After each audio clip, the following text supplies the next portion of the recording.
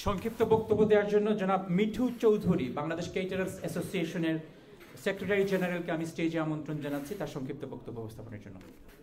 বিভিন্ন জায়গা থেকে আগত সম্মানিত অতিথিবৃন্দ, আসসালামু আলাইকুম। আজ ব্রিটিশ বাংলা ট্রাস্ট যে নতুন দিগন্তের সৃষ্টি করেছে, যে যাত্রা শুরু করেছে, আমি তার জন্য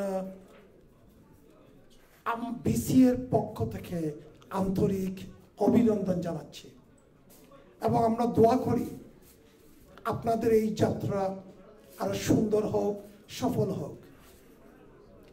A daughter of Khosrow went to Oxford University, completed her degree, and now taking British Bangla Welfare Trust to different level.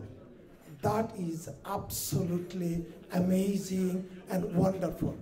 This is inspirational, and we should support that.